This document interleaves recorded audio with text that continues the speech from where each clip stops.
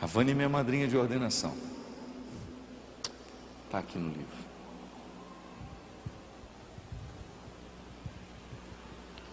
Vânia é uma mulher que precisou inventar o calvário de seu filho, assim como Maria Clara, a história de ontem. Gustavo, mais velho de seus 3 filhos, ao sair de férias no mês de dezembro, sofreu um acidente trágico e morreu no auge dos seus 14 anos. A história abalou profundamente a pequena cidade de Terra Boa, no interior do Paraná. A morte de uma pessoa jovem é sempre traumática. Parece ferir as regras de uma vida, uma vez que a morte está ligada a idades avançadas. O desespero se abateu sobre aquela família, mas os desdobramentos dos fatos não foram como os da primeira história de Maria Clara, que não soube reencontrar o significado da vida. Vânia reagiu diferente. Ao perder o seu filho Gustavo, essa mulher resolveu fazer justiça à morte tão prematura do seu filho.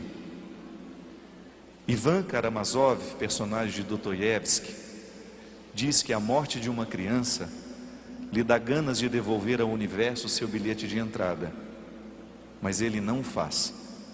Ele continua a lutar e amar. Ele continua a continuar. Vânia, mesmo sem saber, atualizou em sua vida a força das palavras do personagem do grande autor russo. Ela optou por continuar lutando e amando. Sofreu muito, mas não se prendeu à pergunta infértil que nasceu logo depois da tragédia. Em vez de pensar na causa de tudo aquilo ter acontecido, Vânia reorganizou tudo o que lhe sobrara. Fez artesanato da dor. Reuniu os retalhos da vida e, assim como as mulheres que tecem colchas com restos de tecidos, colocou-se a costurar os significados que ainda tinha nas mãos. Olhou para os olhos dos filhos, Thaís e Alessio, descobriu neles a continuidade de sua maternidade ameaçada, porque perder um filho é um parto às avessas, como se a morte possuísse a força de arrancar do ventre a memória do amor um dia fecundado. Segurou firme nas mãos do marido, Antônio Carlos, descobriu nele as porções de Gustavo que ainda eram vivas e decidiu prosseguir. Era o início da ressurreição, o anúncio de que o túmulo estava vazio. Em nada ela escondia o sofrimento. Não criou personagens, nem simulou uma coragem que não tinha. Apenas confiou na certeza de que a morte de Gustavo não poderia significar a morte da família. O sofrimento vivido não poderia se transformar em inferno de uma vida inteira. Não permitiu que a vida sepultasse mais que a própria morte. O único jeito de prosseguir era se ater às perguntas alimentadas por esperanças. O que Vânia precisava se perguntar não era sobre as razões de seu filho ter partido tão cedo. O que ela precisava fazer, e o fez, era olhar-se no espelho do tempo e perguntar-se: e agora? O que do Gustavo eu tenho dentro de mim? O que desse menino me restou para que eu possa recomeçar? O que eu poderia escutar do Gustavo nessa hora? Mãe, pare a vida e viva para chorar a minha morte?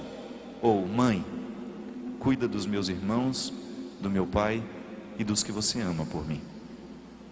Vânia escutou a segunda.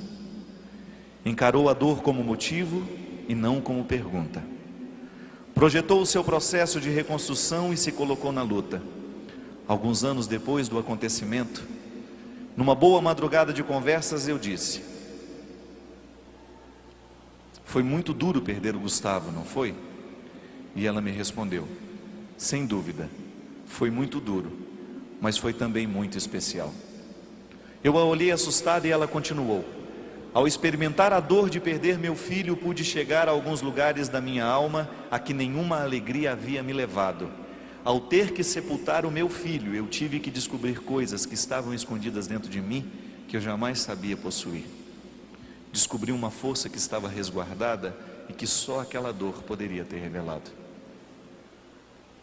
Vânia poderia ter se prostrado diante do Calvário e ali permanecido pelo tempo que quisesse. A dor que sentia era forte o suficiente para garantir o direito de justificar sua atitude, mas ela não quis. Preferiu o desafio de prosseguir, de repetir no tempo a coragem que está impressa na expressão de Pietà, a virgem que segura o filho morto nos braços. Segura com expressão de dor, mas ao mesmo tempo de serenidade, pois ela está presa na certeza da ressurreição.